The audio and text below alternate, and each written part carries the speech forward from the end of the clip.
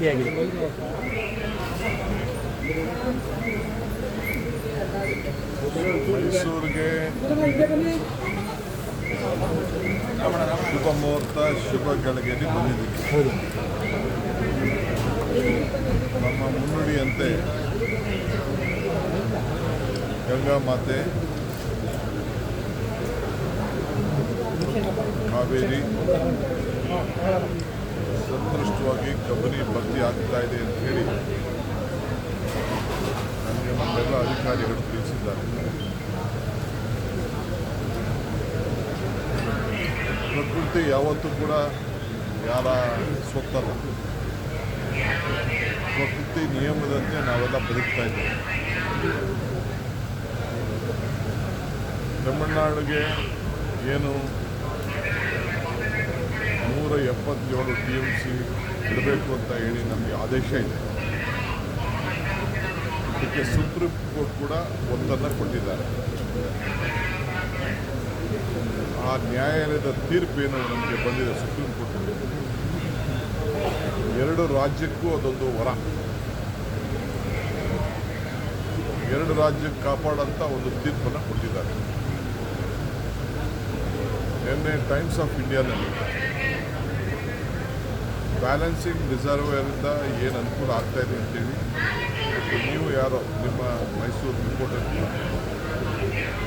ಅದರ ಬಗ್ಗೆ ಒಂದು ವಿಶೇಷವನ್ನು ಕೊಟ್ಟಿದ್ದಾರೆ. ಇವತ್ತು ನನ್ನ ಸ್ನೇಹಿತರುಗಳು ಸಂಘಟನೆಗಾರರು ಹೋರಾಟ ಮಾಡ್ತಾ ಇದ್ದಾರೆ, ಬಂದ್ ಮಾಡ್ತೀವಿ ಅಂತ ಹೇಳಿ. ಪ್ರಜಾಪ್ರಭುತ್ವ ವ್ಯವಸ್ಥೆಯಲ್ಲಿ ಹೋರಾಟ ಎಲ್ಲರೂ ಹಾಕಿ, ನಾವು ಯಾರು ಹೋರಾಟ ಕೂಡ ಬೇಡ ಅನ್ನೋದಿಲ್ಲ. ಆದರೆ ಹೋರಾಟಕ್ಕೆ ಹಿನ್ನೆಲೆ ಇರಬೇಕು. ಬರೀ ಮಾಧ್ಯಮದ ಒಂದು ಆಸ್ತಿ ಆಗಬಾರ್ದು. ಸಾರ್ವಜನಿಕ ಬದುಕಿನಲ್ಲಿ ನಾವು ಗಮನ ಇಟ್ಕೊಳ್ಬೇಕು. ಯಾರ ಆಸ್ತಿ ಪಾಸ್ತಿಗಳಿಗೆ ತೊಂದರೆ ಆಗೋದಾದರೆ ನ್ಯಾಯಾಲಯಗಳು ಸರ್ಕಾರಗಳು ಯಾವ ಕಾರಣಕ್ಕೂ ಇಲ್ಲ. ಅದಕ್ಕೆ ನಾನು ಮನವಿ ಮಾಡ್ತಿದ್ದೇನೆ, ಇವೆಲ್ಲ ದಯವಿಟ್ಟು ಕೈ ಬಿಡಿ. ಈಗ ನಾನು ನೀರು ಬಿಡೋದು ಬೇಡ ಅಂತ ನಾನು ತೀರ್ಮಾನ ಮಾಡ್ತೀನಿ ಅಂದ್ಕೊಳ್ಳೋಣ. ನಾಳೆ ನಮ್ಮ ಸ್ನೇಹಿತರುಗಳೆಲ್ಲ ಏನು ತೀರ್ಮಾನ ಹೇಳ್ತಾರೋ ಅದು ಬೇರೆ ವಿಚಾರ. ಅವ್ರ ಮಾತಿಗೆ ನಾವು ಗೌರವ ಕೊಡಬೇಕು ಎಲ್ಲರೂ ಆಹ್ವಾನಿಸಿದ್ದೇವೆ. BJPಯ ಮಂತ್ರಿಗಳು ಮತ್ತು ಸಂಸತ್ ಸದಸ್ಯರು ಪಾಪ ದೆಹಲಿಯಲ್ಲಿ ಬಂದು ಸೆಂಟ್ರಲ್ ಮಿನಿಸ್ಟ್ರನ್ನು ಭೇಟಿ ಮಾಡಿ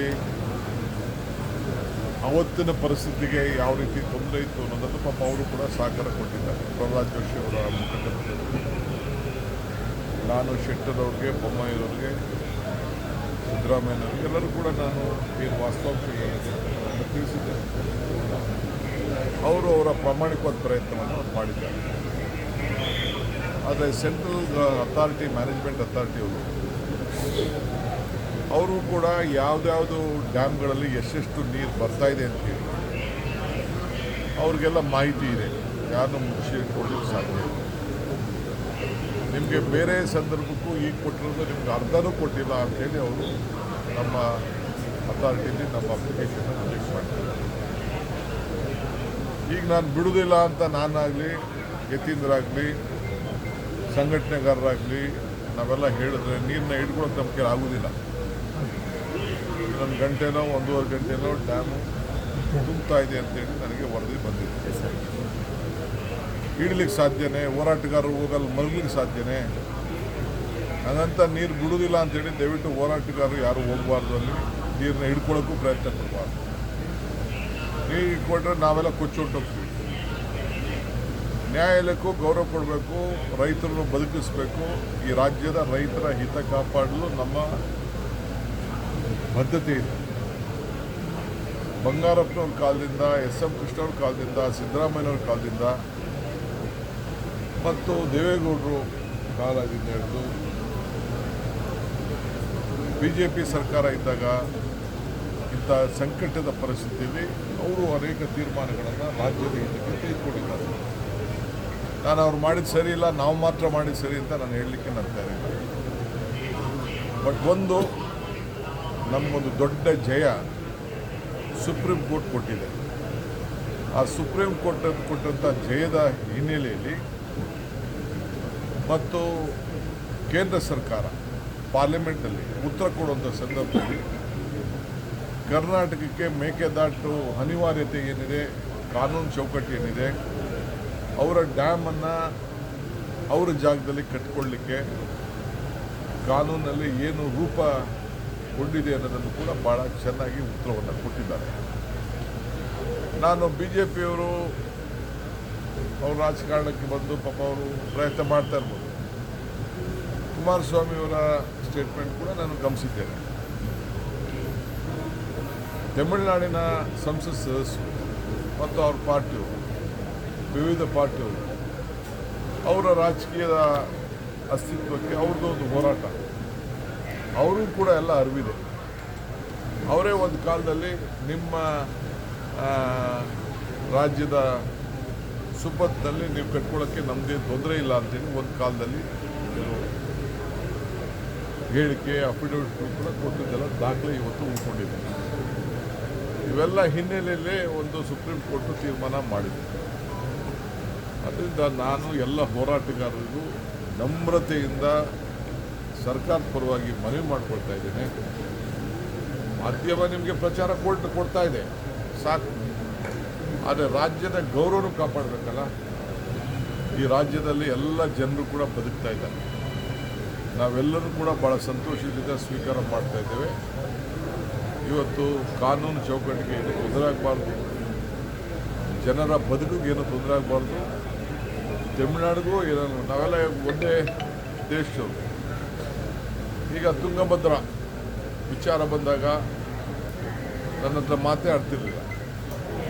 ಆದರೆ CR ಪಾಟೀಲ್ ಅವರ ನೇತೃತ್ವದಲ್ಲಿ ನಾವು 3 ಜನ ಮುಖ್ಯಮಂತ್ರಿಗಳು ಸೇರಿ ಚರ್ಚೆ ಮಾಡಿ ಆ ತುಂಗಭದ್ರದಲ್ಲಿ ಬ್ಯಾಲೆನ್ಸಿಂಗ್ ರಿಸರ್ವ್ ಮಾಡಲಿಕ್ಕೆ ನಾವು ಒಪ್ಕೊಂಡಿದ್ದೇವೆ.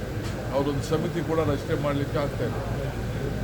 ಇದು ನಾನು ಮುಖ್ಯಮಂತ್ರಿ ಆದಮೇಲೆ ಇದೊಂದು ಐತಿಹಾಸಿಕವಾದಂಥ, ರಾಷ್ಟ್ರಕ್ಕೆ ಒಂದು ಮಾದರಿಯಾದಂಥ ಒಂದು ಹೆಜ್ಜೆ.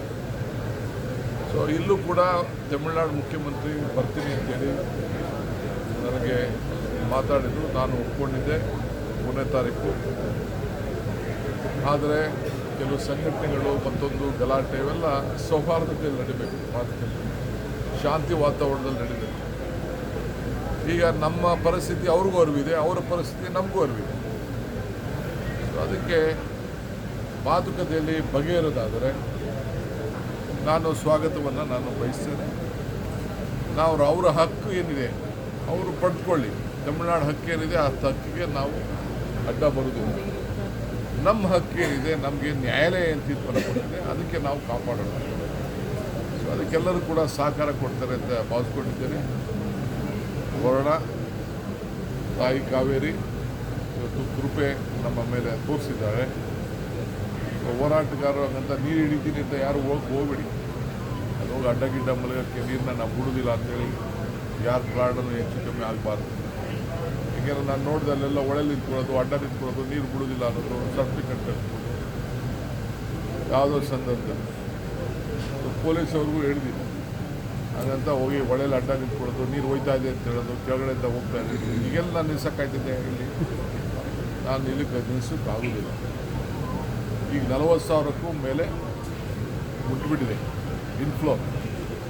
ಈಗ ಬಂದಿರೋ ನನ್ನ ಗಂಟೆಗೂ ಕೂಡ ನನಗೆ ಮಾಹಿತಿ ನಮ್ಮ ಅಧಿಕಾರಿಗಳು ಕೊಡಲಿಕ್ಕೆ, ಕೇಂದ್ರ ಸರ್ಕಾರದವರು ಅಲ್ಲಿಟ್ಟಿದ್ದಾರೆ ಜನನ, ನಾವು ಇಟ್ಟಿದ್ದೀವಿ ಜನ.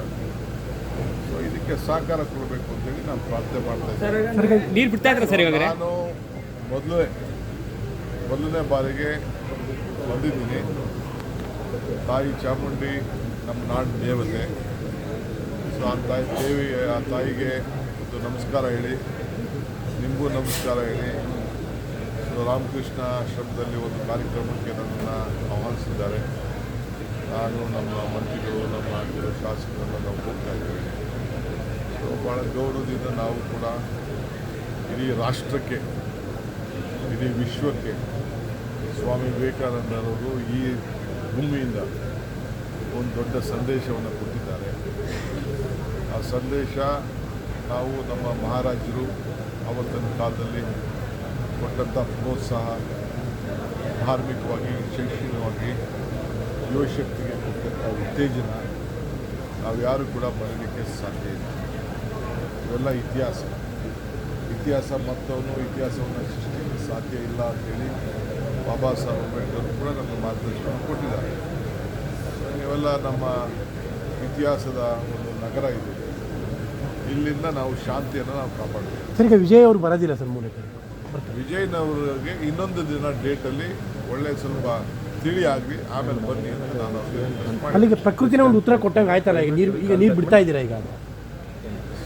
ನಾಳೆ ನಮ್ಮ ಲೀಡರ್ಸ್ ಏನು ಹೇಳ್ತಾರೆ, ಲೀಗಲ್ ಟೀಮ್ ಏನು ಹೇಳ್ತಾರೆ, ನಮ್ಮ ಮಾಜಿ ಮುಖ್ಯಮಂತ್ರಿಗಳು ಏನು ಹೇಳ್ತಾರೆ, ಆ ಭಾಗದ ನಾಯಕರುಗಳೆಲ್ಲ ಏನು ಹೇಳ್ತಾರೆ, ಅವ್ರ ಮಾತು ಕೇಳಿ. ಬಟ್ ಈಗ 10,000 ಕ್ಯೂಸೆಕ್ ಒಳಗೆ ಬಿಡ್ತಾ ಇದ್ದಾರೆ ಸರ್. ಈಗ 10,000 ಕ್ಯೂಸೆಕ್ ಹೊರಗಡೆ ಬಿಡ್ತಾ ಇದ್ದಾರೆ ಸರ್. ಕಬಿನಿಯಿಂದ ಡ್ಯಾಮ್ ಅಲ್ಲಿ ತುಂಬಿದೆ. 10,000 ಕ್ಯೂಸೆಕ್ ಹೊರಗಡೆ ಬಿಡಲೇಬೇಕು ಸರ್. ಈಗ ನನಗೆ ಗೊತ್ತಿಲ್ಲ, ಇನ್ನಾದ್ರೆ ದಯವಿಟ್ಟು ಅದಕ್ಕೆ ಅಡ್ಡಗಿಡ್ಡ ಹಾಕಕ್ಕೆ ಹೋಗಬೇಡಿ ಅಂತ ಹೇಳ್ತೀನಿ. ಸರ್, ತಾವು ಹೇಳ್ತಾ ಇರೋದು ಕಾವೇರಿ ನಿರ್ವಹಣಾ ಸಮಿತಿ ಆಗಿದ್ದು ಒಳ್ಳೇದು ಅಂತನಾ? ಸುಪ್ರೀಂ ಕೋರ್ಟ್ನ ಡಿಸಿಷನ್ ಅದಾಗಿರೋದಕ್ಕೆ ನಮಗೆ ನ್ಯಾಯ ಸಿಕ್ತು ಅಂತ. ಈ ಸುಪ್ರೀಂ ಕೋರ್ಟಲ್ಲಿ ಏನು ಇದು ಹೋದ ವರ್ಷ ಎಲ್ಲ ಎಷ್ಟು ಬಿಡಕ್ಕೆ ಹೇಳಿದ್ದು, ಈ ವರ್ಷ ಏನು ಬಿಡಕ್ಕೆ ನೀವೇ ಮಾಧ್ಯಮದವರೇ ನೀವು ಬರೀರಿ.